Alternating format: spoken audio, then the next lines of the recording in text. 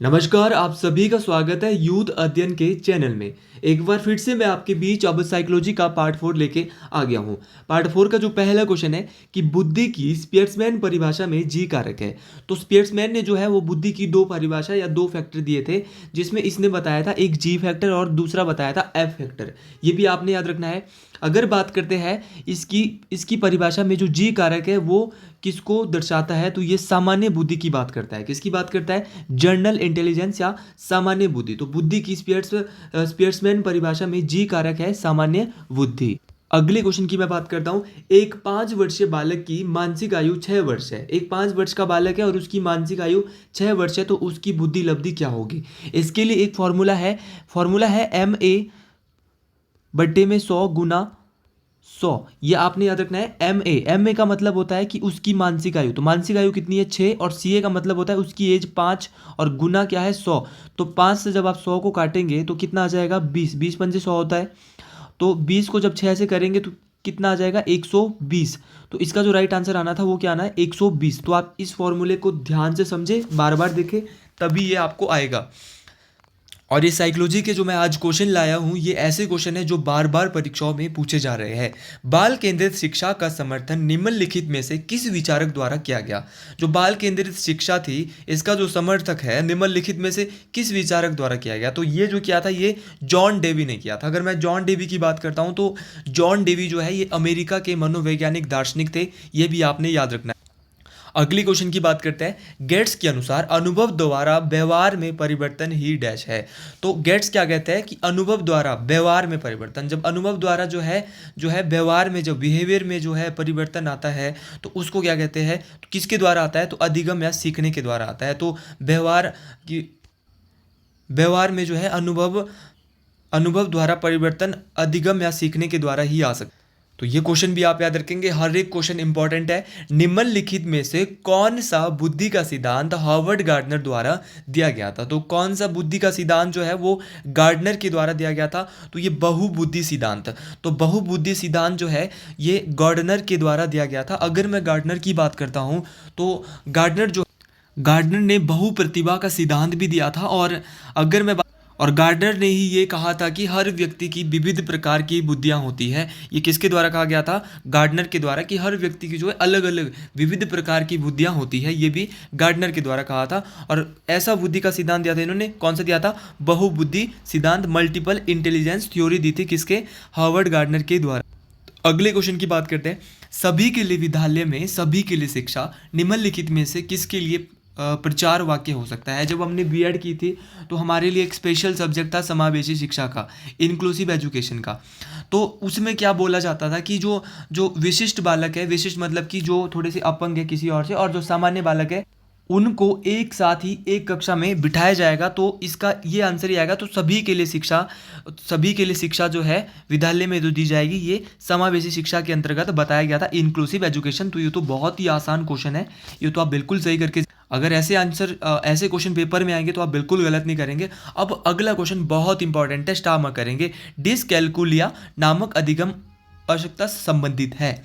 तो अगर मैं बात करता हूँ डिसकैलकुलिया क्या होता है, ये तो कैलकुलेशन को ही हम डिसकैलकुलिया कहते हैं। और इसका जो संबंध है वो किससे होता है? गणितीय विकार से होता है। किससे होता है दोस्तों? मैथमेटिकल डिसऑर्डर से होता है डिसकैलकुलिया का संबंध। ये भी आप याद रखेंगे, क्योंकि डिसकैलकुलिया को कैलकुलेशन भी कहा जाता है। अब अगले क्वेश्चन की मैं बात करता हूँ। निम्नलिखित में से कौन सा वस्तुनिष्ठ प्रश्न है? देखिए, which is the objective question है। तो ऑब्जेक्टिव जो क्वेश्चन होते हैं ये ट्रू एंड फॉल्स के रूप में या सही या गलत के रूप में होते हैं। अगले क्वेश्चन की बात करते हैं। विशेष आवश्यकता वाले बच्चों को शिक्षा प्रदान की जानी चाहिए। तो जो विशेष आवश्यकता वाले बच्चे हैं इनको जो शिक्षा है वो प्रदान की जानी चाहिए। कैसे शिक्षा प्रदान की जानी चाहिए? तो इनको जो शिक्षा प्रदान की जानी चाहिए, तो जो विशेष जो आवश्यकता वाले बच्चे हैं इनके लिए अन्य सामान्य बच्चों के साथ शिक्षा प्रदान की जानी चाहिए, ताकि उनमें भी जो है सामान्य बच्चों की तरह जो है सीखने को उनको भी मिले, ताकि उनको ये ना लगे कि हम तो भाई अपंग है। या तो जो विशेष आवश्यकता वाले बच्चे उनको सामान्य बच्चों के साथ ही बिठाया जाना चाहिए। तो आप ये बिल्कुल भी गलत नहीं करेंगे, समावेशी शिक्षा का ही क्वेश्चन है।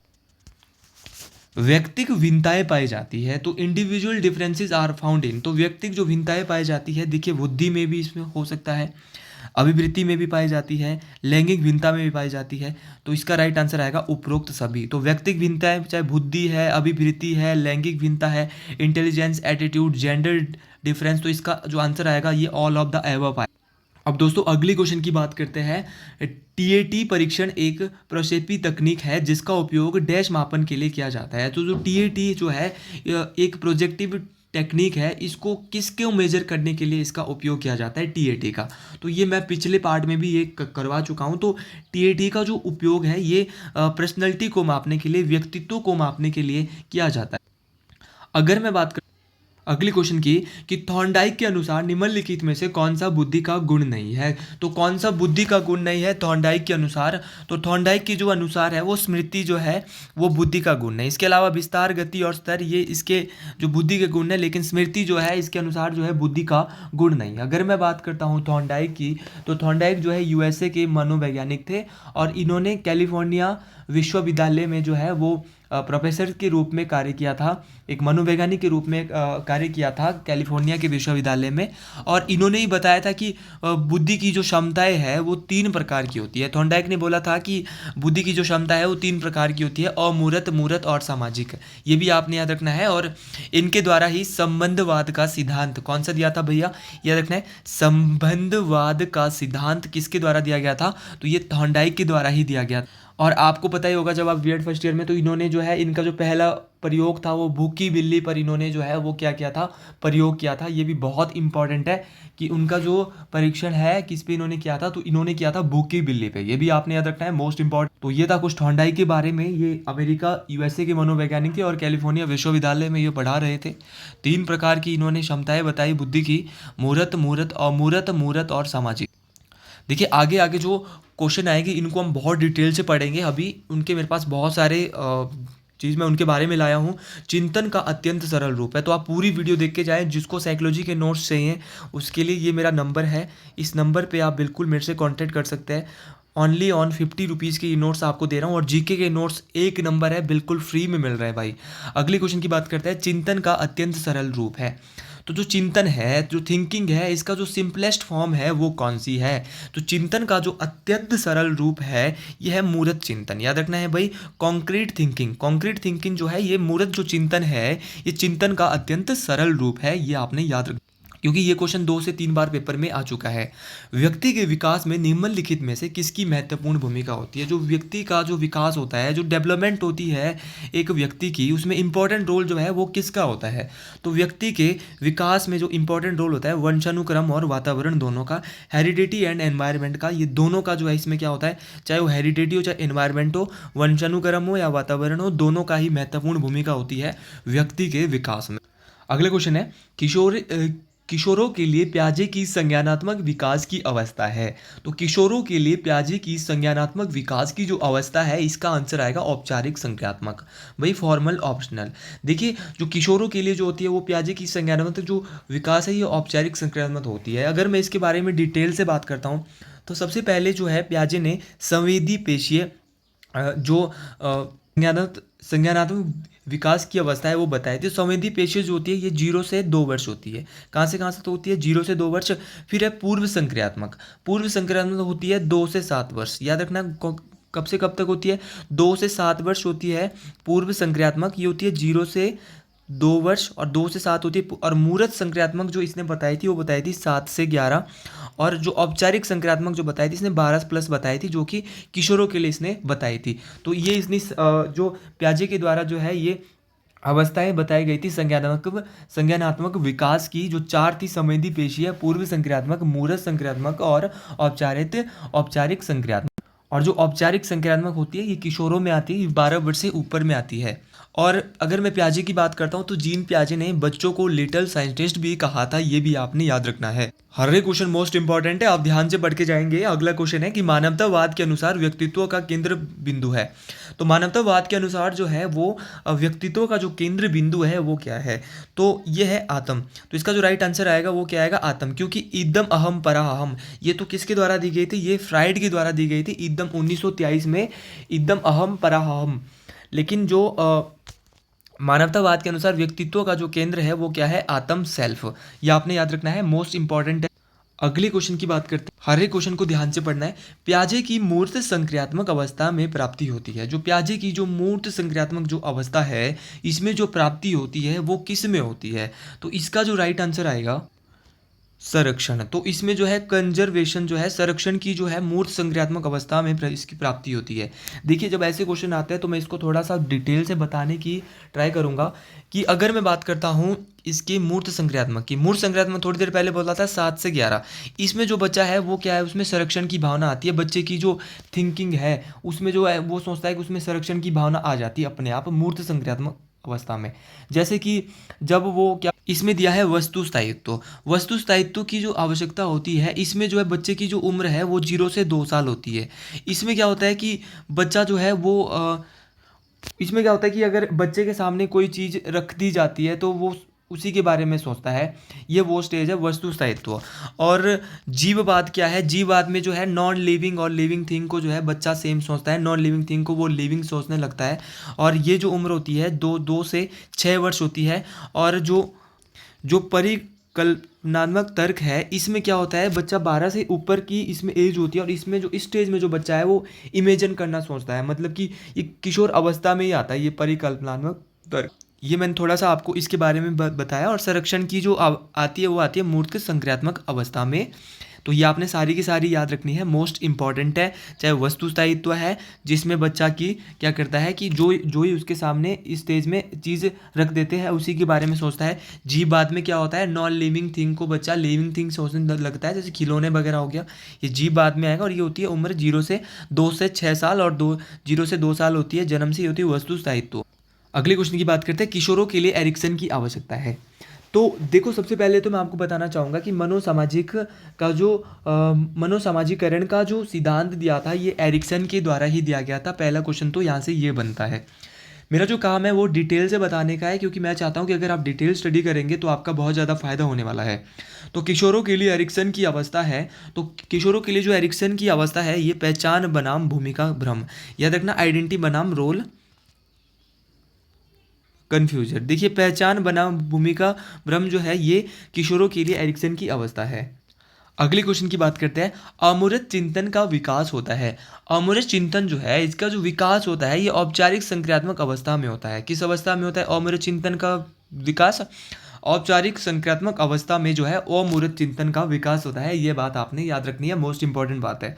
अगले क्वेश्चन की बात, अगला क्वेश्चन भी लेवल का क्वेश्चन है, अच्छा क्वेश्चन है कि मानसिक रूप से चुनौतीग्रस्त बालकों की बुद्धि लब्धि होगी। जो मानसिक रूप से जो चुनौतीग्रस्त बालक होंगे उनकी जो उनका जो आईक्यू होगा, आईक्यू की जो मेमोरी होगी, वो बुद्धि लब्धि जो है उनकी क्या होगी, ये आपने याद रखना है। जो मानसिक रूप से चुनौतीग्रस्त बालक होंगे तो उनकी जो है वो होगी 70 से नीचे। तो याद रखना उनकी जो बुद्धि लब्धि होगी, जो मानसिक रूप से चुनौतीग्रस्त होंगे 70 से नीचे होगी। बहुत इंपॉर्टेंट है ये।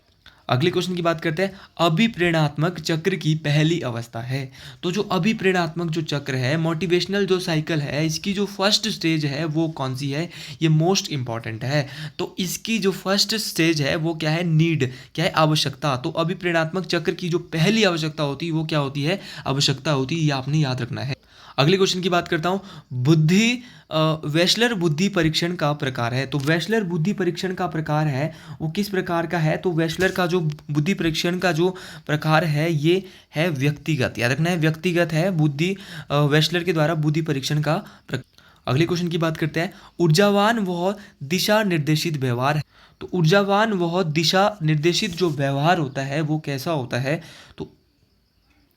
तो इसका जो राइट आंसर आएगा ये आएगा अभिप्रेरणा, मोटिवेशन। तो ऊर्जावान वो जो दिशा निर्देशित जो व्यवहार होता है वो किसके द्वारा मिलता है, मोटिवेशन के द्वारा ही मिलता है। अगले क्वेश्चन की मैं बात करता हूँ। अगला क्वेश्चन भी आसान है कि बुद्धि परीक्षण डैश बुद्धि परीक्षण चित्रों व संकेतों चिन्हों पर आधारित होते हैं। तो जो अशाब्दिक बुद्धि परीक्षण जो होते हैं ये चित्रों और संकेतों चिन्हों पर आधारित होते हैं। अगले क्वेश्चन की बात करता हूँ, स्वयं के बारे में विश्वासों व भावनाओं का समूह है। तो जो स्वयं के बारे में जो है विश्वासों और भावनाओं का जो समूह है वो क्या होगा, तो वो होगा सेल्फ। तो इसका जो राइट आंसर आएगा सेल्फ। तो इसके बारे में, सेल्फ के बारे में मैस्लो ने बताया था, ये भी आपने याद रखना है। और इदम अहम पराहम के बारे में फ्राइड के द्वारा बताया गया था। अगले क्वेश्चन की बात करता हूँ, किसने बुद्धि लब्धि का संप्रत्यय दिया? बहुत इंपॉर्टेंट है, who gave the concept of IQ. तो आईक्यू का जो कंसेप्ट दिया गया था, बुद्धि लब्धि का जो कंसेप्ट दोस्तों दिया गया था, ये किसके द्वारा दिया गया था? तो ये दिया गया था विलियम स्टर्न के द्वारा। विलियम स्टर्न ने जो है बुद्धि लब्धि का जो संप्रत्यय दिया था ये 1912 में दिया था, ये भी आपने याद रखना है। विलियम स्टर्न की बात करता हूँ, ये जर्मनी के मनोवैज्ञानिक थे, ये भी आपने याद रखना है। देखिए दोस्तों, जितनी मुझे नॉलेज है उतना मैं आपको बता रहा हूँ। डैश ने व्यक्तित्व के बहिर्मुखी व अंतर्मुखी प्रकारों का वर्णन किया। तो किसके द्वारा जो है व्यक्तित्व का जो है वो बहिर्मुखी और अंतर्मुखी प्रकारों का वर्णन किया गया था? तो ये किया गया था किसके द्वारा? जंग के द्वारा। याद रखना है, जंग के द्वारा जो है ये व्यक्तित्व के बहिर्मुखी और अंतर्मुखी प्रकारों का वर्णन किसने किया था भाई? व्यक्तित्व के बहिर्मुखी और अंतर्मुखी प्रकारों का वर्णन तो ये क्या था? जंग के द्वारा। अब अगला लेवल का क्वेश्चन है, ठीक ठीक मिलान करिए। तो इसमें जो है वो ठीक मिलान करनी है। तो मैस्लो ने जो है वो, तो ये जो क्वेश्चन मैं आपको ये कमेंट बॉक्स में छोड़ रहा हूँ, इसका जो राइट आंसर आप ज़रूर बताएंगे और पूरा लिख के बताना है। जिसने अभी तक यहाँ तक वीडियो देखी है ये कमेंट ज़रूर देना है कि मैस्लो का मानवतावाद, और साथ में क्या देना है पीछे? YA। तब मुझे लगेगा कि आपको वीडियो में देखने में मज़ा आ रहा है। और अगर पार्ट 5 साइकोलॉजी का और लाना है आज शाम तक, तो कम से कम 50 कमेंट जो है वो होने चाहिए कमेंट बॉक्स। अगले क्वेश्चन की मैं बात कर रहा हूँ, डैश ने शारीरिक संरचना के आधार पर व्यक्तित्व के प्रकारों का वर्णन किया है। तो शारीरिक संरचना के आधार पर व्यक्तित्व के प्रकारों का जो वर्णन है वो किसके द्वारा किया गया है? तो ये किया गया है शेल्डन के द्वारा। शेल्डन ने जो है वो शारीरिक संरचना के आधार पर व्यक्तित्व के प्रकारों का वर्णन किया। अगले क्वेश्चन की बात करता हूँ, मैस्लो के अभिप्रेरणा सिद्धांत के दूसरे स्तर की आवश्यकता है। तो मैस्लो के द्वारा जो अभिप्रेरणा का जो सिद्धांत दिया गया था, इसमें जो दूसरे स्तर की जो आवश्यकता थी वो कौन सी थी? तो ये जो थी, इसका जो राइट आंसर आएगा वो थी सुरक्षा, सेफ्टी जो है इसमें राइट आंसर आएगा। देखो, अगर मैं बात करता हूँ मैस्लो की और अभिप्रेरणा की, तो इसने 5 प्रकार के, इसमें 5 स्तरों को बताया गया है। ये 5 स्तर कौन कौन से हैं? तो ये 5 स्तरों की जो आवश्यकता है, नंबर 1 शारीरिक था, सुरक्षा, सामाजिक, सम्मान और आत्मवाहक। तो ये थे भाई जो इसने मैस्लो के द्वारा जो अभिप्रेरणा के 5 स्तर बताए गए थे, शारीरिक, सुरक्षा, सामाजिक, सम्मान और आत्म, ये आपने याद रखना है। अगले क्वेश्चन की बात करता हूँ, उपयुक्त मेल है। तो उपयुक्त मेल कौन सा सही है? तो इदम जो है ये मैस्लो के द्वारा नहीं दिया गया था, पहचान फ्राइड के द्वारा नहीं दिया गया था, स्व स्किनर के द्वारा नहीं गया था। तो इसका राइट आंसर आएगा जेपीडी जो है वाइग्जोस्की के द्वारा दिया गया था। अगले क्वेश्चन की मैं बात करता हूँ, फ्राइड के सिद्धांत में विकास अवस्थाओं का निर्धारण का आधार है। तो जो फ्राइड की जो सिद्धांत है, इसमें विकास की जो अवस्थाएं हैं, इसमें निर्धारण का जो आधार है वो क्या है? तो इसका जो राइट आंसर आएगा वो आएगा काम उत्तेजना क्षेत्र। तो जो फ्राइड के अनुसार जो उसके जो सिद्धांत है, इसमें विकास अवस्थाओं के निर्धारण में काम उत्तेजना क्षेत्र जो है वो बताया गया है, इसका राइट आंसर। अगर मैं बात करता हूँ फ्राइड की, तो फ्राइड जो है मनोविश्लेषण की सिद्धांत भी इनके द्वारा दिया गया था, मनोविश्लेषण का फ्राइड के द्वारा। हर एक चीज़ आप याद रखेंगे और टेट के लिए आप बहुत अच्छे से करके आएंगे। साइकोलॉजी के ऐसे ही क्वेश्चन आपको देखने को मिलेंगे लंबे समय तक। अगला क्वेश्चन है, पुनर्वलन न दिए जाने का परिणाम होगा। अगर हम लॉन्ग टर्म तक अगर पुनर्वलन नहीं देंगे तो उसका जो होगा परिणाम जो होगा वो रिडक्शन होगा, क्या होगा? विलोपन होगा। ये भी आपने याद रखना। अगले क्वेश्चन की बात करते हैं, भिन्न पद कौन सा है? तो भिन्न पद जो है इसमें हमें नजर आ रहा है वो कौन सा है? तो भिन्न पद जो है इदम जो है वो भिन्न पद है। पहचान, चुनौती, उद्यमता और विश्वास, ये भिन्न पद नहीं है, लेकिन इदम जो है वो क्या है? एक भिन्न पद है। अगले क्वेश्चन की बात करता हूँ, क्योंकि इदम को जो है फ्राइड के द्वारा बोला गया था। व्यक्तित्व अध्ययन में कैटल द्वारा प्रयुक्त विविध है। तो व्यक्तित्व अध्ययन में जो है कैटल द्वारा जो प्रयुक्त विधि है वो कौन सी है? तो ये इसका जो राइट आंसर आएगा वो आएगा कारक विश्लेषण, फैक्टर एनालाइज। तो याद रखना, कारक विश्लेषण जो है व्यक्तित्व अध्ययन में कैटल द्वारा प्रयुक्त किया गया है। अगले क्वेश्चन की बात करता हूँ, आधुनिक अवधारणा के अनुसार बुद्धि डैश है। जो आधुनिक अवधारणा है, अकॉर्डिंग टू जो मॉडर्न व्यू इंटेलिजेंस इज, तो आधुनिक अवधारणा के अनुसार जो इंटेलिजेंस है वो क्या है? तो ये भी आपने याद रखना है। तो बहुआयामी या मल्टी डायमेंशनल, ये आपने याद रखना है कि अकॉर्डिंग टू मॉडर्न व्यू, आज की आधुनिक जो आजकल जो अवधारणा है आजकल की, इसके अनुसार जो बुद्धि है वो क्या है? बहुआयामी है। ये भी आपने याद रखना। अचेतन प्रक्रियाओं के अध्ययन में मुख्यतः प्रयुक्त होती है। तो जो अचेतन प्रक्रियाएं जो है इसके अध्ययन में जो मुख्यतः जो प्रयुक्त होती है वो क्या होती है? तो प्रक्षेपी विधि, प्रोजेक्टिव मेथड। तो अचेतन प्रक्रियाओं में प्रोजेक्टिव मेथड जो है मुख्यतः प्रयुक्त होता है, ये भी आपने याद रखना।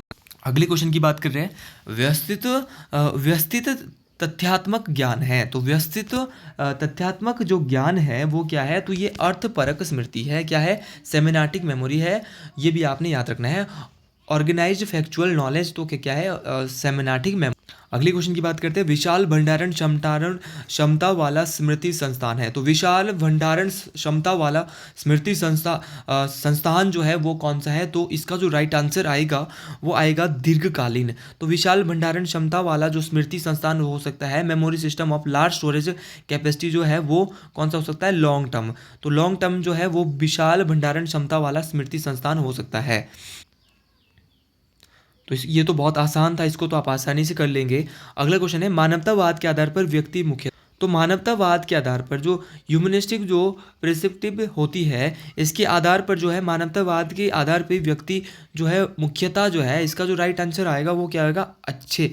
तो भाई अगर व्यक्ति जो है वो क्या है, व्यक्ति जो है वो क्या होना चाहिए, खुद से अच्छा होना चाहिए। तो मानवतावाद के आधार पर व्यक्ति की जो मुख्यता है वो क्या है, गुड। अगले क्वेश्चन की बात करता हूँ, प्रतिभावान व्यक्तियों में सामाजिक व संवेगात्मक समस्याएं देखने को मिल सकती है। तो जो प्रतिभावान व्यक्ति जो होते हैं इनमें सामाजिक और संवेगात्मक समस्याएं देखने को मिल सकती है।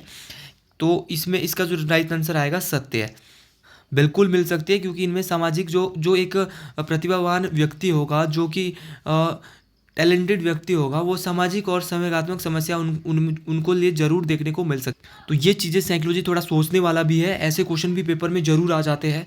और आज जो मैंने क्वेश्चन लाए थे वो लेवल के ही सारे क्वेश्चन लाए थे। स्वयं की क्षमताएं विकसित करने की आधारभूत जन्मजात प्रवृत्ति है। जो स्वयं की जो क्षमताएं होती है ना, इनको विकसित करने की जो आधारभूत जन्मजात जो प्रवृत्ति होती है, ये होती है आत्म यथार्थीकरण। कौन सी होती है, आत्म यथार्थीकरण। ये आपने याद रखना है। और ये थे कुछ साइकोलॉजी के इंपॉर्टेंट क्वेश्चन। और इसके बाद मैंने जो है कल के लिए धमाका इसलिए रखा है साइकोलॉजी के क्वेश्चन का, क्योंकि कल है 21 और 21 को शायद मेरा टारगेट रहेगा, अगर क्योंकि जिस जगह पे मैं हूँ वहाँ पे थोड़ा लाइट का प्रॉब्लम रहता है, क्योंकि मौसम अब जो है ख़राब हो चुका है, बरसात शुरू हो रही है उस कारण जो है। लेकिन अगर जो है कल मौसम बिल्कुल ठीक रहता है तो आपके लिए मैं कल 4 वीडियो प्रोवाइड कराऊँगा, जिसमें 2 जीके की रहेगी। जीके की तो बड़ी बड़ी मैराथन ही रहेगी, और साइकोलॉजी की भी 2 छोटी छोटी वीडियो रहेगी, लेकिन उसमें सारे के सारे इंपॉर्टेंट क्वेश्चन रहेंगे। तो साइकोलॉजी की वीडियो अगर आपको पसंद आ रही है तो व्हाट्सएप में आप एक कोड जो मैं आपको दे रहा हूँ, जिसने अभी तक ये पूरी वीडियो देखी है, ये मेरा नंबर है, ये है मेरा कोड आपने क्या देना है, कोड है ANK। जो ये ANK देगा उसके लिए मैं साइकोलॉजी के नोट्स जो मैं 50 रुपये के बेच रहा हूँ, वो बिल्कुल और बिल्कुल उसके लिए मैं 50% डिस्काउंट कर दूंगा। तो ये मेरा जो है आज का ये कोड है, इस कोड को आपने व्हाट्सएप में देना है और 50% डिस्काउंट के साथ ये मैं आपको दे दूंगा। 50% भी किया, लो भाई आप मेरे स्टूडेंट हो, सब्सक्राइब मेरा चैनल किया है, 30% और इसमें जोड़ दो। मान लो कि आपको जो डिस्काउंट मिलेगा वो 80% का मिलने वाला है, तो आपको जो है मात्र और मात्र 50 रुपये का 80% घटा दो, 10 रुपये के जो साइकोलॉजी के नोट्स मिल रहे हैं, जो ये कोड मेरे को भेजेगा ANK। तो आज के लिए इतना ही, जय हिंद। और साथ में ANK के साथ आपको क्या भेजना है, पार्ट 4। जो पार्ट 4 नहीं भेजेगा उसको ये साइकोलॉजी के नोट्स नहीं मिलेंगे। जीके की वीडियो बहुत जल्द आने वाली है, आप जल्दी वेट करेगा उसका 12-1 बजे के बीच में। तो आज के लिए जय हिंद, जय हिमालय।